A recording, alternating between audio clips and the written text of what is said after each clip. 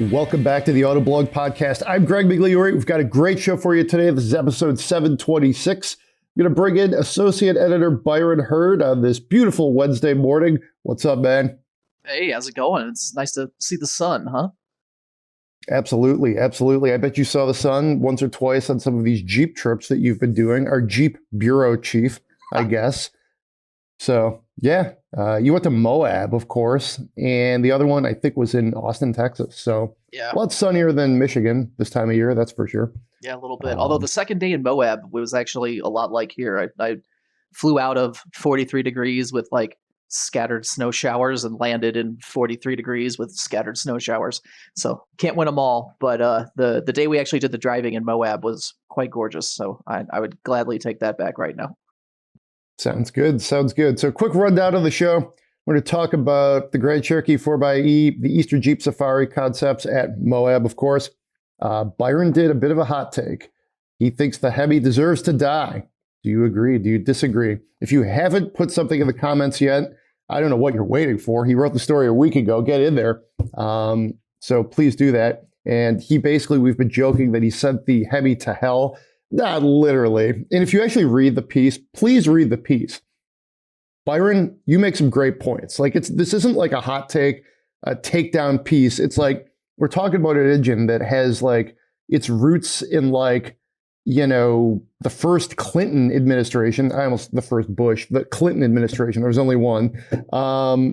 Like could definitely be a reasonable time, even if you're an enthusiast for a new V8 engine or an inline six. But we'll get into that. We're going to talk about the MoonSwatch just because I kind of like watches.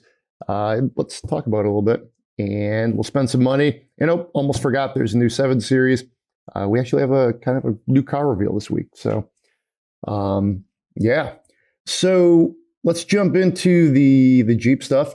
When I did the Rubicon a few years ago, they gave us a chopper. They didn't give it to us, but we choppered out of a certain part of the back, like part of the Rubicon trail, simply because it was like day 2. They just wanted us to you drove the Jeeps for a few hours. Then it was like, okay, let's go back to the hotel. I think it was in somewhere nice and, have some breakfast and open a beer and you're done with the driving for the day. Did you take a chopper in Moab? I did not take a chopper. In fact, it was, I would say, a fairly bare bones type of operation they had going out there. For a lot of people, it was their first opportunity to drive the Grand Cherokee 4xe, which I had already driven in Austin. So they were kind of allowing for other people to have more time with that, which let me play around with the concepts a little bit more, which worked out great for me because I got a kind of good division of time there.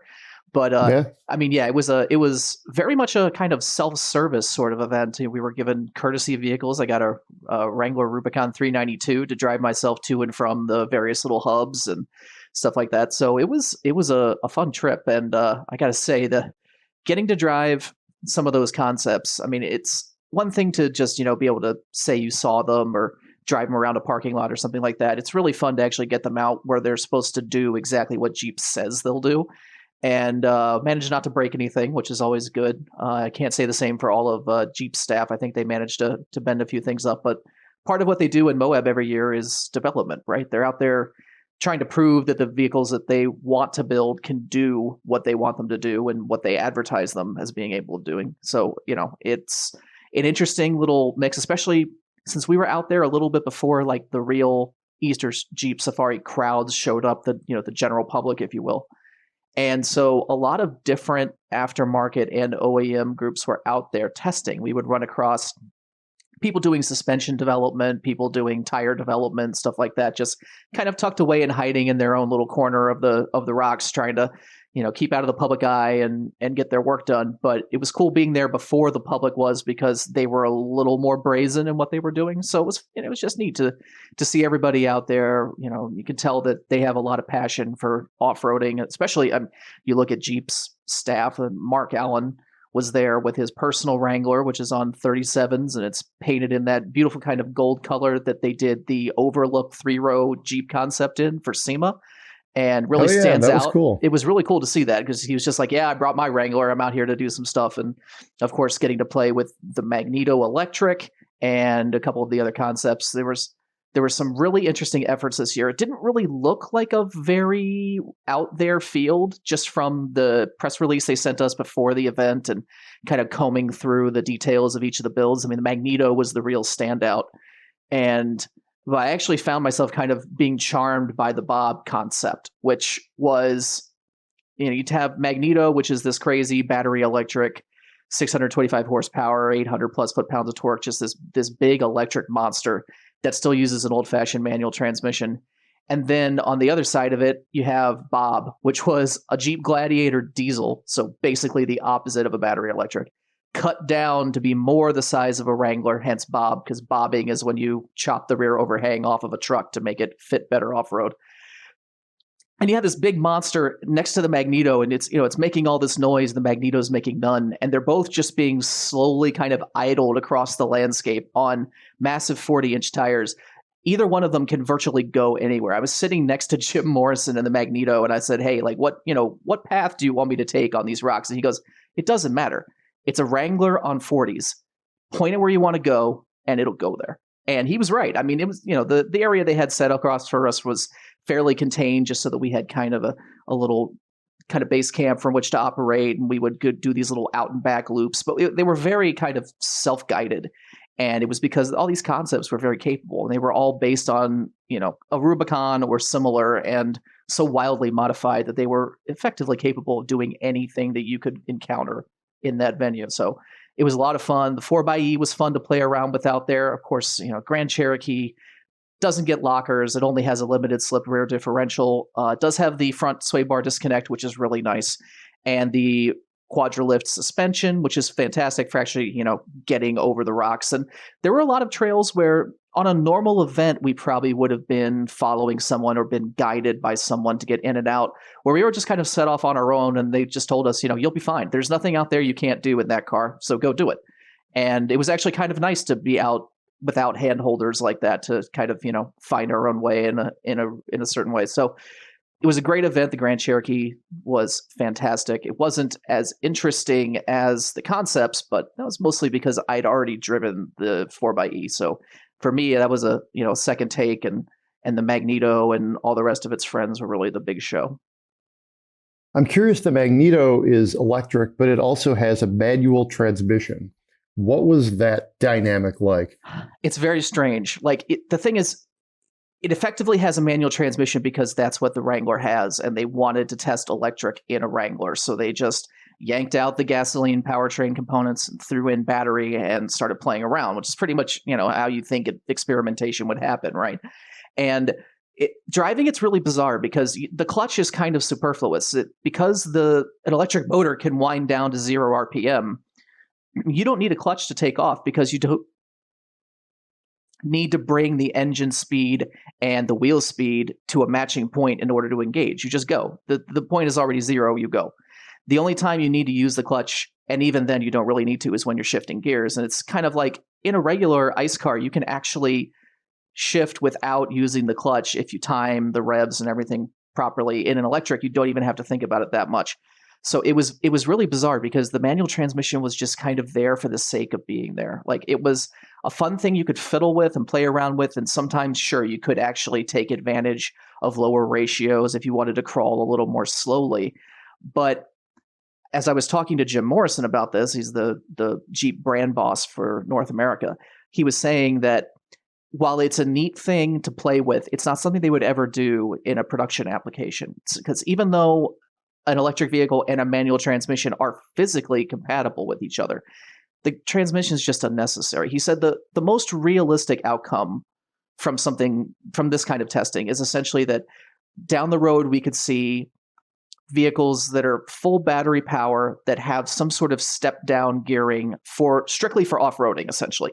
The idea that while the electric motors can generate torque from virtually 0 RPM and get you going no problem regardless, it would be nice to be able to cap your speed artificially with gearing rather than doing it with software, just because of the mechanical advantage angle. So essentially, you have this electric motor kind of controlling your speed the way regenerative braking does, but even more finely and over a broader speed range. So it's an interesting concept. It was fun to play around with, but it was definitely kind of secondary to the experience. And I went in thinking, oh, good, look, here's hope for manual transmissions in the electric era. We're gonna see manual transmission fun cars survive in the era of battery electric. And reality is not really. We'll probably see something more akin to transfer cases, essentially, rather than a full-blown manual transmission, where you stick it in low gear for crawling and you put it back in high gear for the street, but it doesn't really matter all that much. You just get range differences rather than drivability issues. So it's interesting. It's an angle that we haven't really seen explored yet, because nobody who does hardcore off-roading has really gotten into battery electric in a way that consumers can see. I mean, there are electric 4x4s and stuff like that out there, but in terms of like real cars, there's just nobody really playing in the space yet. And even Jeep, which has been doing this forever, hasn't really done more than dip their toes in it so far. So the Wrangler 4xe is excellent. I'm sure they'll find ways to incorporate that technology more, and we'll probably even see implementations with the new Hurricane Inline 6 mated to that battery power. So like there are a lot of possibilities here, and I think the next maybe 10 years or so, as Jeep kind of gets the last out of internal combustion before transitioning to battery, is going to produce some really wild stuff, and a lot of it should be a lot of fun to drive. So shifting gears, not literally, as bad pun, Jeep Grand Cherokee 4xe. You did drive that perhaps under more like daily driving conditions in Austin, Texas. Where do you put this now as far as, among its competitors, and, what do you think of it? So I drove it on the same route that I drove the V6 and V8 Grand Cherokees in Moab last year. So I did, it was last year. It was December. So I did get some street time there, and I did get quite a bit more in Austin. I mean, it's a Grand Cherokee. Like that's the key. It's a premium SUV. It feels like it. It doesn't feel tinny. It doesn't feel buzzy. You think of it as effectively being kind of a 4-cylinder Grand Cherokee with battery assist. And that is fundamentally what it is, but it doesn't behave like a 4-cylinder that's getting help from a battery. It all feels very integrated and smooth. Occasionally you can catch the transmission flat-footed here or there, but you can do that in any internal combustion engine car if you manage to just, pick the wrong time to try and plant the throttle or something like that. So, behaves very conventionally. The regenerative braking and one-pedal driving is decent. It's not as aggressive as the one-pedal driving setups you see in some full BEVs and even some other PHEVs, where it'll really bring the car to a stop very quickly if you take your foot off the gas. It's not quite that aggressive. It's a 0.25 G, I believe it is, of braking power. So it's enough to peg the brake lights, as you're coming to a complete stop. But every time you lift off, it's not going to be that aggressive. And it's fantastic going up and down mountains. I learned that in Moab. It felt way better than the V6 did climbing those mountains. It didn't sound anywhere near as good as the V8, but it was stronger. It was faster. It just works. It's beautiful. It's virtually seamless. And some of those mountain loops that I was doing, and there were a couple of them where I would start the bottom of the mountain with like 25% charge, and I'd be at the other side of the mountain with 40% charge because I used all the regen going downhill, and 25 miles of that drive was all electric, even though that's theoretically the total electric range of the 4xe. So the hybrid angle really helps. I mean, it's not just a gas engine sometimes and a weak electric motor others. It's both all the time, and you can really make the most out of that in a lot of situations where you wouldn't really think a hybrid would shine. I mean, stop and go driving around the city is what we think of as hybrid territory, but there wasn't a stop sign to be found anywhere on that loop, and I'm still doing quite well. So if you actually enjoy driving the car, spirited driving is actually good for a hybrid, and the only downside really is the weight. And when you're talking about something as bulky as a Grand Cherokee, they're always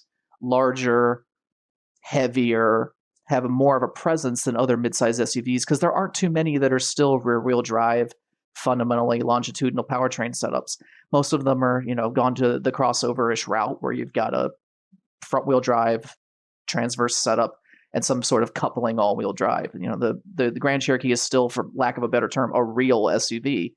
And so the weight disappears a little bit more because you kind of expect it to be bulky.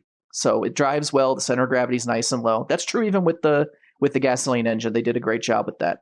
Both of them handle remarkably like cars for being very definitively still trucks. It's interesting. It has some impressive statistics. Just if you're listening to this and you don't, maybe you're not totally read up on what the Grand Cherokee 4xe is. You do get about 25 miles of electric range, of course, depending on the conditions. EPA estimated range is 56 mpge, which is the term for, when you combine like the hybrid components with just a traditional fuel economy sort of calculation. Without anything, it's just 23 miles per gallon. So, if you've run everything down, it's not the most fuel efficient vehicle, let's put it that way, but you do get, I believe, 375 horsepower. So it's pretty potent. And then sticker price comes in about 56 grand. So based on what you're saying, I think that sounds about right, especially in this sort of inflation bloated world we live in. Like 56 grand for a Jeep SUV that gives you, 26 miles of range, plenty of horsepower, and then obviously you're paying the Jeep tax. Yep. Sounds about right to me. I think this is basically a solid value. Yeah. So I am looking forward to driving it. Yeah, you get V8 power, V8 torque, you get 4-cylinder fuel economy. Even when you're not actually, if you're not plugging it in, if you're not taking advantage of the electrification, if you just get it in and drive it, it does average above 20 miles per gallon, which for a big, heavy SUV is already pretty good. I mean, you consider that most people who were buying the WK, the former generation Grand Cherokee, were barely getting that driving all highway with the V6, that you can kind of get that all day long with the 4xe, but you still have 375 horsepower and 400 some odd pound-feet of torque. I mean, that thing is it's a freight train. It is a heck of it's a second faster to 60 than the Hemi is. And that's Jeep's figure. That's not even estimation. That's straight from Jeep. So it might even be a little bit quicker than that if you really push it. So you just get a lot. The only real downside to it is if you do tow. It does have a much lower towing capacity. It's down about 1,000 pounds versus the V6. I believe it's about 800 pounds versus the V8. So it is less, but you're still towing 6,000 pounds, which in a midsize SUV is plenty. I mean, that's what you're getting out of a Ranger or a Frontier or any one of those midsize pickups. So, you're not losing anything for that size class when it comes to capability. It's interesting. Whenever we do a review, one of the things I like to do is kind of, poke around and see what everybody else said about it. I think that's a good way to just try to get a feel for it. Most of the reviews were pretty positive, yours included. Looks like Motor Trend kind of landed in that same space. Car and Driver was a little more less impressed with it, which I think is an interesting take. But I mean, again, this seems to tick all the boxes, and I think it's definitely one of the vehicles that is really gonna probably sell. They're gonna sell a ton of them. I think as many as they can make. Absolutely. And it's a good little bit of future proofing too. I mean, you think of, especially on the coast, cities that might be leaning more in the direction of what Europe's doing with its city center planning and restricting or even banning internal combustion engines in certain like pedestrian zones and things like that. This car has a plug. So it is legally an electric vehicle, which means it qualifies as an EV for federal subsidies. You can get the full tax credit with this. It qualifies legally for situations like I just mentioned. It should qualify for, I believe, California's like HOV restrictions and things like that are EV. I don't remember whether they're tiered for EV and hybrid, but either way, it's going to qualify because it's both. Like there's a lot of future proofing in this. There's a lot of prep for a future where you need electrics in certain situations. And on top of that, if you do plug it in and you get a $500 charger that you plug into your garage that your state will probably either subsidize or outright pay for if you're buying this vehicle. You plug it in, you get your daily errands or maybe even your commute covered by electric, so you're not paying for gas. So, so the upfront cost is higher as it is with anything electrified, but you can make some of that back and you won't hate the vehicle you're driving in the process, which to me seems like a win-win. I've said a lot on the podcast and in other places that, for my next car, I do think I want to go electric. I also sort of wonder, though, if, the thing is I don't, especially like for family use, we don't buy cars very much. We buy a car and keep it until the wheels fall off. Right. So, part of me thinks just going straight into like all electric is the way to go. But if I'm being honest with myself, something like this, which gives you electric capability for just what you're probably doing Monday through Friday. And then, when you have to do a longer drive, perhaps on the weekends, go up north, whatever you want to do, take a longer road trip, that's where you can, really make the best of both worlds. So hybrids are not dead by any chance right now, I think, by any stretch. So, but what will likely be dead soon is the Hemi V8. I feel like the move right now is to kind of just stand back, pull the pin, and let you take it away. Why don't you just real quick, I'll set the table here a little bit. We do opinions every week. Frankly, they were Byron's idea to tell our listeners there a couple of years ago. We did an edit meeting and I was trying to get some ideas like, well, what should we be doing? We obsessively cover the car industry, but we could do other things. What else do you guys want to do? And this was an idea you had, Byron, and I thought it was a good one. It's literally when I was hired at Autoblog back in the summer of 14, the then editor asked me what I thought they should do. And I was like, well, I think, you guys should do some more opinion pieces, like everything doesn't have to just be like, the news of the moment. Let's do some more stuff. Like anything, it takes time. I would write a column every now and then. Sometimes other people would. But in the last year or so, we've been able to really come back and make these things part of what we do. So if you're listening to the podcast, if you like the podcast, you probably are interested in what we have to say as opinion writers. And those go up every Wednesday about 10 a.m.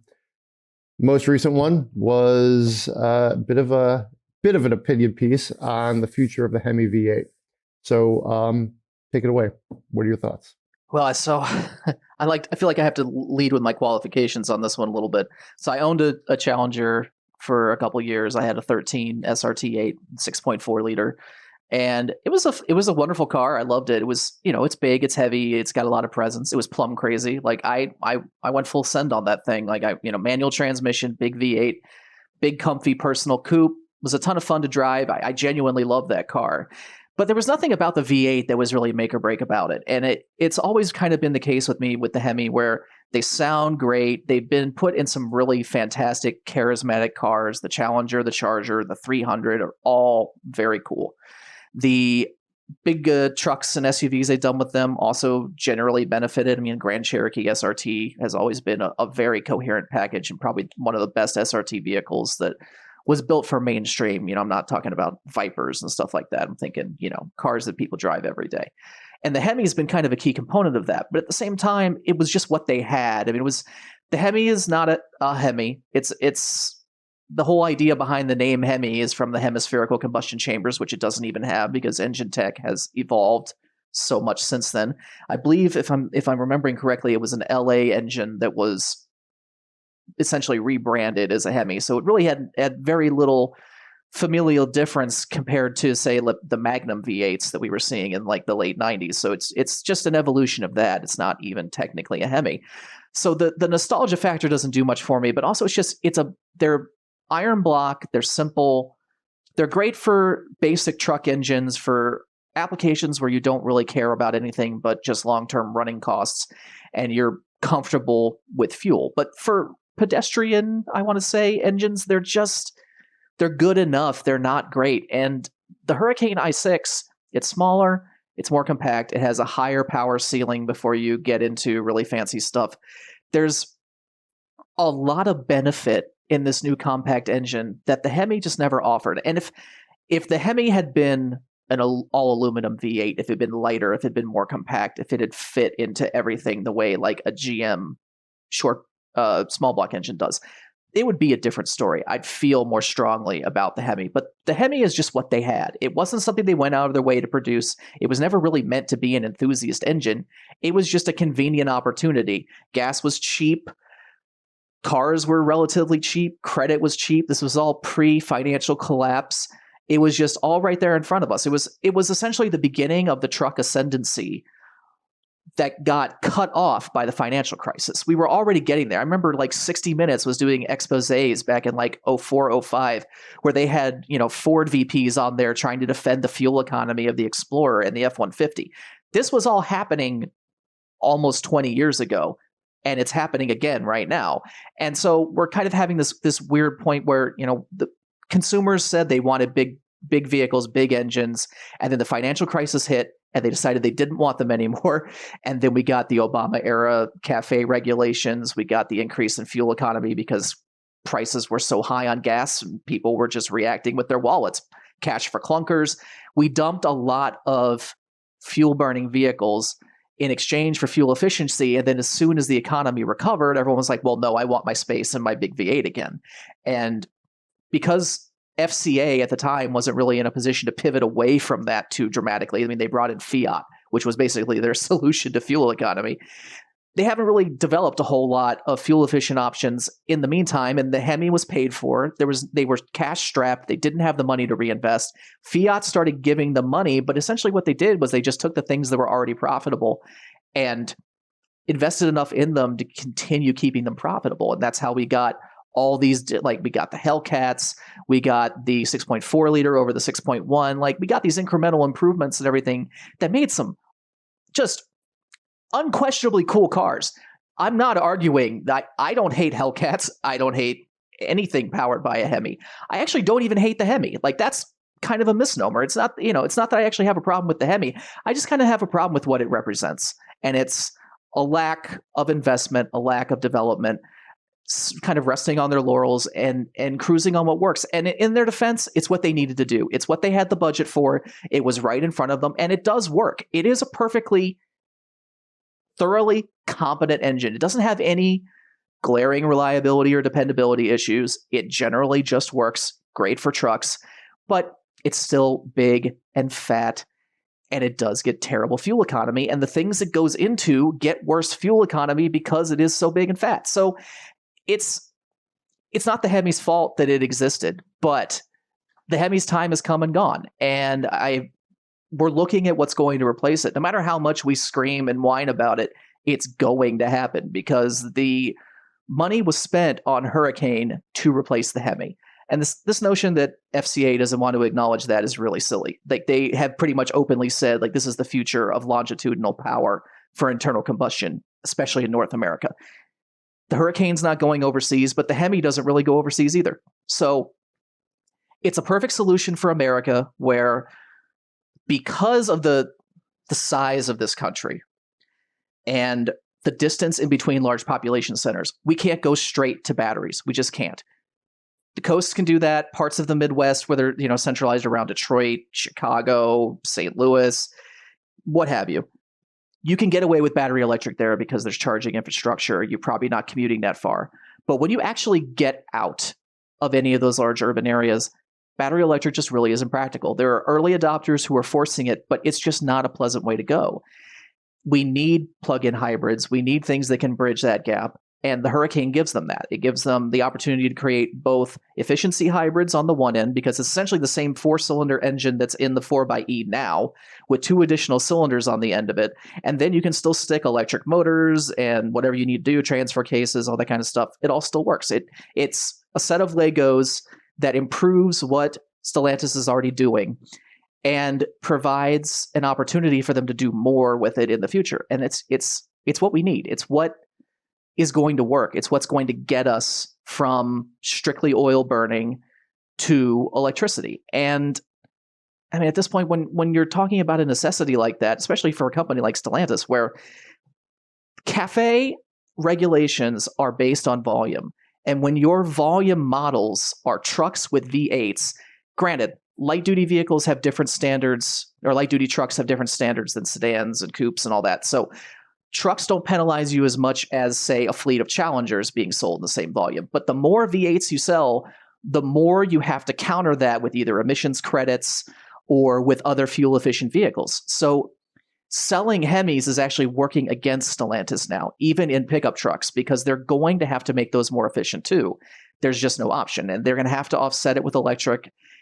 And it doesn't have to be full-blown electric, as we were talking about with the 4xe. It can be plug-in. There are options. As long as there's a plug involved, it counts as electric. That benefits Stellantis. So this is a necessary thing from a business standpoint for them. And it's a good thing from a performance standpoint for us, because we're getting lighter engines that make the same or more power. They're more compact. They can fit into smaller vehicles, and they're longitudinal, which means they're going to go into rear-wheel drive vehicles. There's literally no downside to any of this. Yes, we're gaining some complexity. Yeah, there'll probably be costs, but again, the Hemi was paid for probably 15 years ago. So we could have been having this discussion 15 years ago, and frankly, we probably should have. So, look at it that way. Like this wasn't something that shouldn't have happened and had to because the government said so. It's something that should have happened a decade ago. It didn't, because then FCA didn't have the money to pay for it. Now they do. Now they also need to do it. So here we are. Get over it. All right. I think that lays it out pretty well. Not much for me to add on that. Check out the piece. It's still at the top of our website a week afterwards. People are still clicking on it. We'd love for you to get in the comments and give us your take on that. And the one fine point I will put on this, I went to the launch of a local launch of the Hellcat, 5-6 years ago, more than that actually. And it was just, at the time, I think I even wrote this in the headline, that those cars, the Hellcats, the Demons, were just marketing through horsepower. Good move, in my opinion. You could get a car for $40,000 that has like X number of horsepower, good move. There's a lot of people that will say, hey, I'll take that. I don't care if some of the other elements are compromised, including the fuel economy and, how heavy the car is, whatever, put it in my Challenger, let's go. And at the time, I was like, it's a very visceral experience to drive the Hellcat. Back in 2014, we hadn't seen anything like that in probably 40 years, just from exactly using that, like just hot rodding technique, frankly, really going back to those original muscle car approaches. So I think it served them well. I think it's also time to maybe invest in some new technology under the hood, and they're doing that. Yeah. So. And too, we look at Ford and the GT500, and you look at GM and the Blackwings and the ZL1s and the Z06. Well, not Z06 because it's not forced induction. But you look at all these vehicles, there's the low volume segments are safe. The 6.1 liter supercharged Hellcat Hemi could live on another 5 or 10 years in niche products because the introduction of the Hurricane engine gives them a mainstream engine to put in other things to offset the existence of these high performance niche vehicles. So this is not the end of Hellcat as we know it. It could be if they just decide it is, but it has nothing to do with the fact that they're introducing this new engine. They can continue to Ford can sell GT500s alongside EcoBoost models. So there's nothing stopping Stellantis from selling SRT Hellcats and Trackhawks and TRXs and what have you alongside a Hurricane-equipped Jeep Grand Cherokee, because the Hemi's paid for. The development's done. As long as they can smog it, they can keep using it. So just the fact that they're now building something that's going to replace the kind of boring standard 5.7 liter Hemis and the 6.4s, the high output version of the Hurricane will replace the 6.4 in things like the Wagoneer, in things like the Grand Cherokee SRT won't be an 8 anymore because it won't have 8 cylinders. It hasn't been an 8 since, 2012 or something like that either. Anyway, the idea is it's not necessarily either or right off the bat. And Hurricane going into the volume models creates a lot of opportunity for them. They can create higher performance Hurricane applications for us. Look at a Wrangler. You can't stick a Hellcat motor in a Wrangler. You can aftermarket if you don't care about things like air conditioning and really anything else. There is physically space in there. You stick a huge scalloped out hood underneath it. Sure. Put all that weight up north and see what happens. But you can do that same kind of thing with an inline 6. It's much more compact. You've already got the turbos. You just make them larger. It'll fit. You could do the Hellcat equivalent of a Wrangler with an inline 6 that you can't do with the V8. So, it's one of those situations where it's not worth getting too hung up on the idea that we're losing the standard V8 when it's really creating more opportunity for the lower volume models that we care about to thrive, and also creating a third lane essentially for new high performance models using these new engines that will be theoretically smaller, lighter, more future-proof, more fun to drive. You can have both. There's no reason why we can't. And the death of the mainstream Hemi is really, there's no downside. All right. Sounds good. So that's it's the front end of our opinion piece. We still have the 7 Series coming up to spend my money, but real quick, we want to dive into, we were both kind of taken by the MoonSwatch that came out last month. When you dropped it into Slack, and also for anybody listening, a lot of people who like cars, I know a lot of you guys like watches. So, hey, let's kind of get it here. We'd love to hear what you think in the comments, or, fire off some tweets and what have you. But you dropped it into random, and I thought it was an April Fool's Day joke. I was like, Swatch is making a modern, Omega Speedmaster. They're going to make the Moonwatch for $260. Yeah, right. Like, it honestly, it seemed like the greatest April Fool's Day joke. It's right. A lot better than Volkswagen. Too soon, right? Forever too soon. But I mean, I think they're cool. A lot of people were kind of like, this is ridiculous. I heard from like the watch people who were just like, what are they doing? I heard from the non-watch people who thought it was like, consumerism, like it's like most disgusting level. It was like sort of trying to be almost like supreme or something, but maybe not quite doing it. Then I I listened to some watch podcasts. I mean, the subsequent 2 weeks were kind of crazy. I mean, there were lines outside Swatch stores in Toronto, New York, around the world.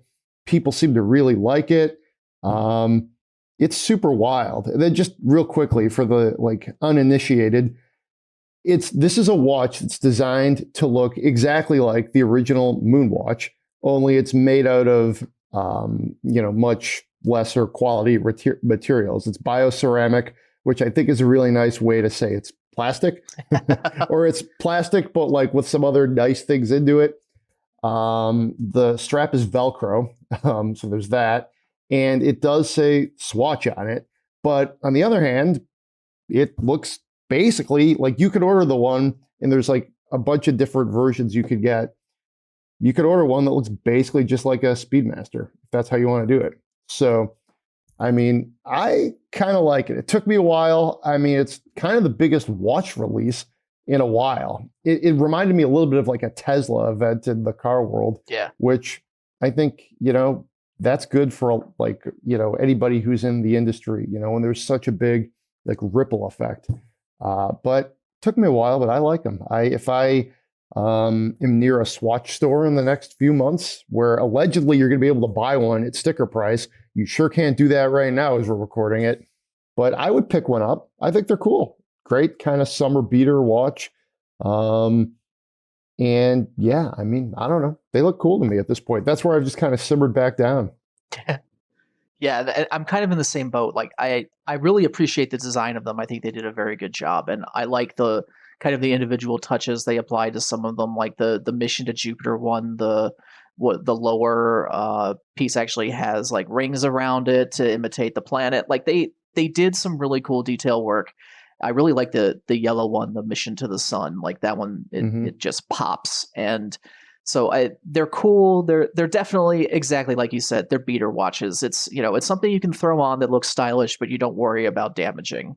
Which if you're actually going to run like a Speedmaster or something like that, that's something you have to think about. So it's a nice little nod. They're beautifully designed. They did a really good job like distinguishing them from each other. Like you can actually tell which ones are which.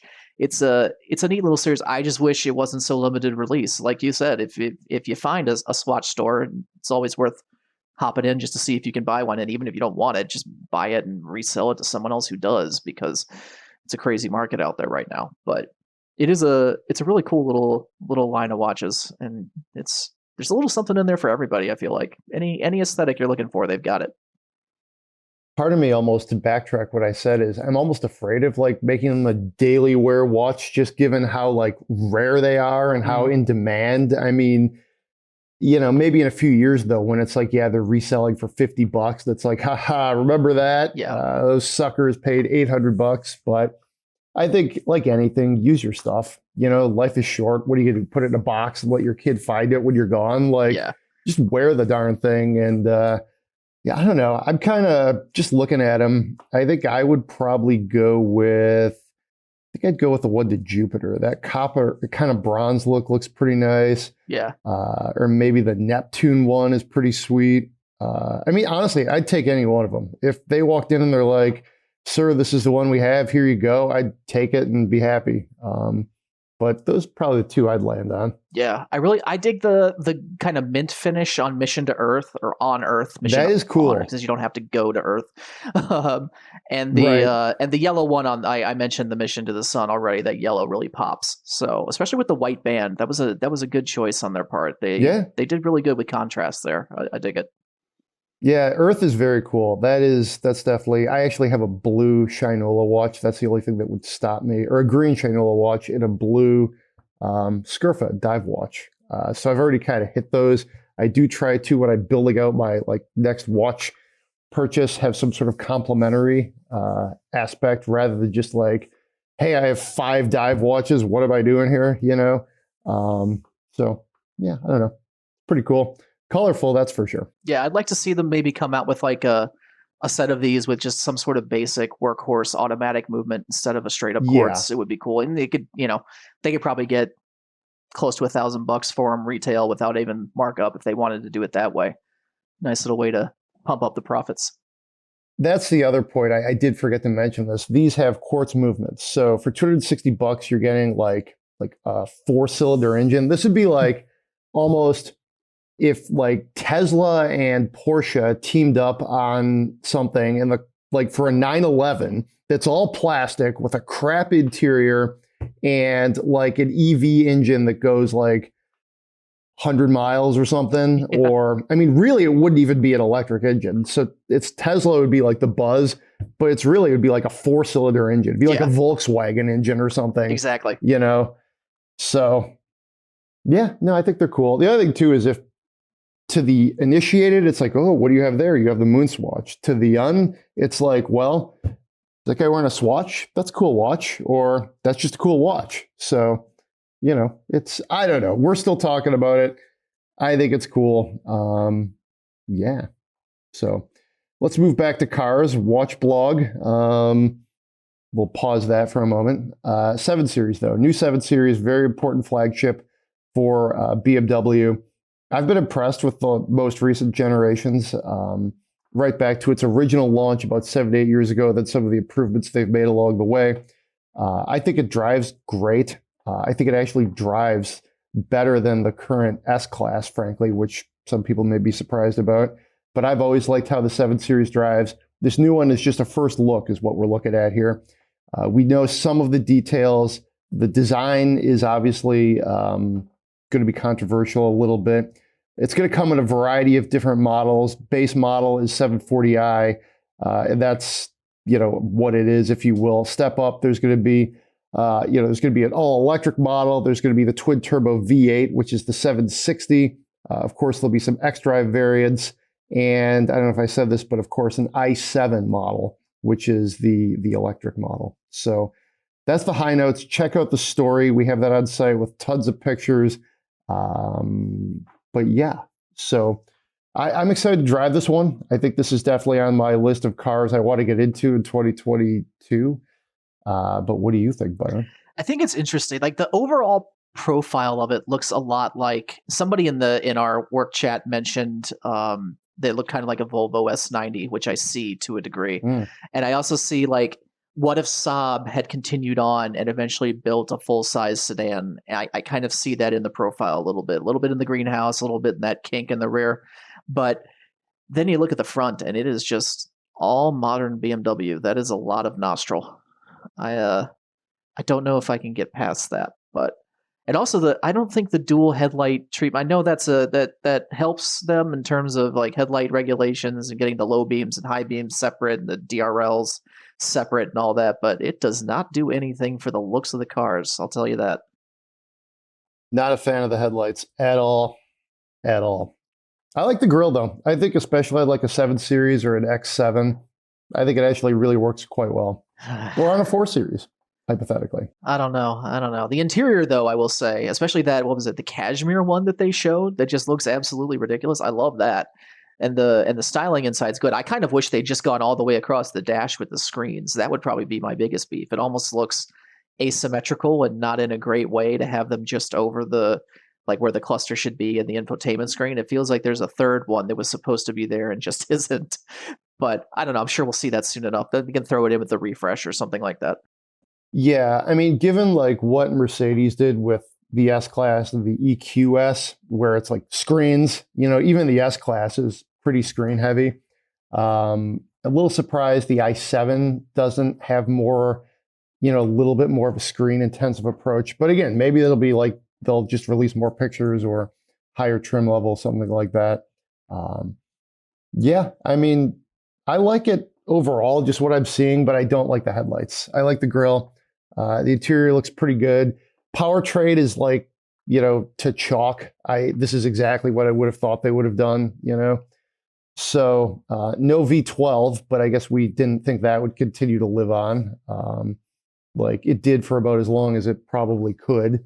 Yeah, I mean, that's the 7 Series. I'm curious if they're going to continue to position it sort of as the driver's executive car. Yeah. I went to the launch a few years back and it was at Monticello. It's like, are you kidding me? So, I mean, it's a thing that like BMW still goes after that in a way that I don't think Mercedes does, or Audi. You don't hear about, them saying, hey, look at like, how track capable these things are. But yeah, I don't know. Initial indications are good. I also did write in Slack that I thought it looked like the modern evolution of the Pontiac G8. So I'll admit, even I'm a little torn. Yeah, it's definitely, I mean, it makes a statement, that's for sure. It is a lot of car, and you can tell even in photos just how much of a car it is, but I don't know, it's going to take me some getting used to, that's for sure. Should we spend some money? Yeah, let's spend some money, especially since it's not our money. Exactly. Let's do it. All right. I am currently torn, as I've always wanted a 911 since I was young, and now that I'm in a position to buy one, the used car market is overpriced. That's an understatement. This would be a third vehicle, so it's purely for fun. Something about the CT5 V Blackwing speaks to me. Big power and a manual transmission.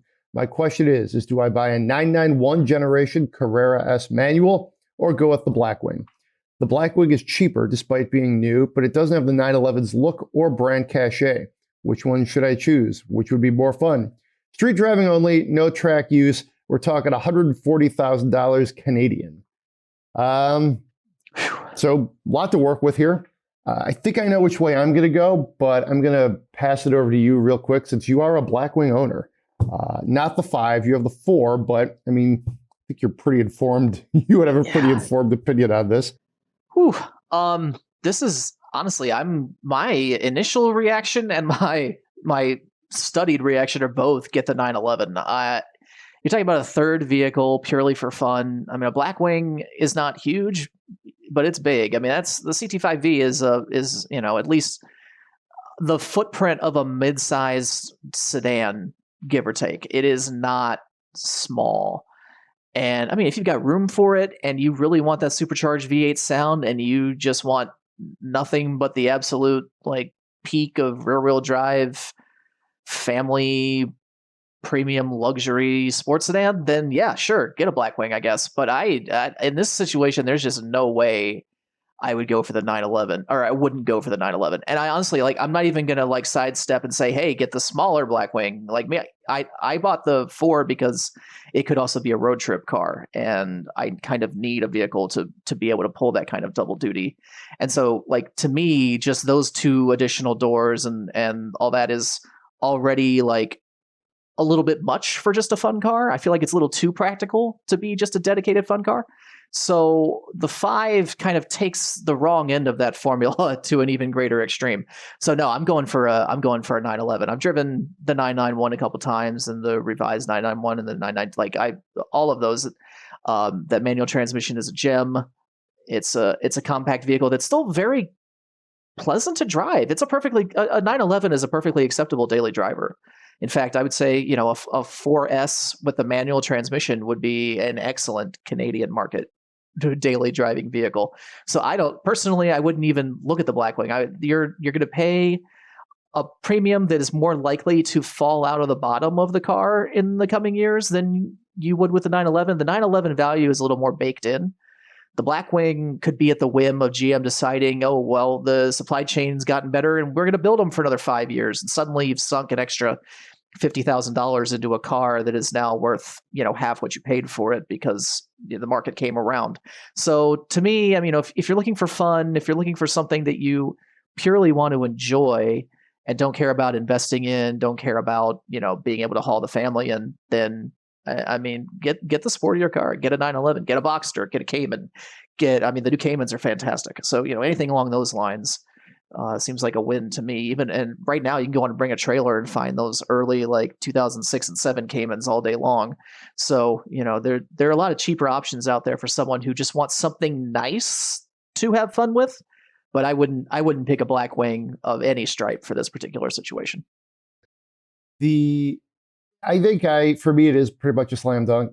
Go with the 911. I think that generation still holds up quite well. It was actually in production until like 19. So, I mean, short of getting a brand new current generation, you're definitely getting something that's very contemporary and late model, and you're not going to, unless you're this hardcore Porsche enthusiast who would pick up on the new niceties of the current generation. Driving one from like the last generation, you're going to be fine. I actually went to the launch of this car in Paris over 10 years ago. It was actually the reveal, the Paris Motor Show.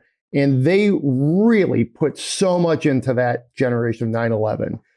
It was a big step forward for them. In some ways, they redefined what the 911 was, more for that evolution than they have done with the 992. Currently, that to me isn't as much of a change. So, I mean, to me, it's essentially a new Porsche 911. So to me, it would be a slam dunk. It's almost a different thing than a CT4 Blackwing or CT5 Blackwing. You're talking about an American rear-wheel drive muscle sedan versus, the iconic 911. So I think if that's kind of what you want, I would go in that direction. I think the looks still hold up pretty well. It's not a dated look by any stretch, even though if you want on the older, part of the generation, it would be almost 10 years old. Handling, steering are going to still hold up great. I think you're going to be very happy with it. That's what I would do. And I do like the Blackwing.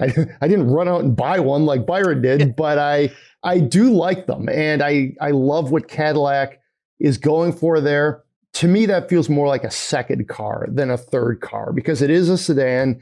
It is, to me, I almost feel like it'd be a waste to make a CT5 Blackwing like your garage sort of, gnome, if you will.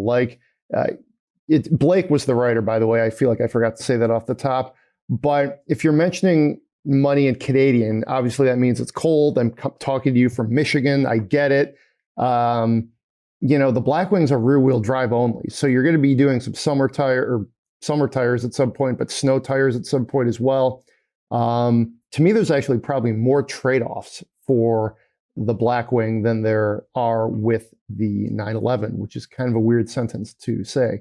But that's how I would go. And I think, to me, it seems pretty clear. A lot of times we say, hey, you're not going to go wrong, either one. I think if you do need to replace one of your other two cars, you didn't mention which those are. I could see trying to get a Blackwing in there. That maybe is like, a way you would want to get it in there. But just for that pure fun, I mean, how do you beat a 911? No, absolutely. And also, if you really must have that supercharged V8 manual transmission, get a Camaro ZL1. Skip the 1LE since you're not doing track stuff. But you can get that same noise and in a not smaller, but at least something that feels smaller and is a little bit more fun oriented than the Blackwing. I mean, there's certainly nothing wrong with the Camaro. It's even lighter than the Blackwing. So, you still get plenty of power. You get a manual transmission. You get a little coupe. Yeah, it's a little harder to live with the Blackwing, but it's also a lot cheaper, a lot easier to find. You can import an older one, no problem, if you struggle to find any in the local markets. So, they're out there and they sold plenty of them. So grab one of those. That's kind of a good middle ground if you absolutely need that V8. Let us know what you end up doing, Blake. We would love to hear how this plays out. Everybody else, please send us your Spend My Monies. That's podcast@autoblog.com. Questions, mailbags. We'd love to hear from you. He's Byron. I'm Greg. We'll see you later.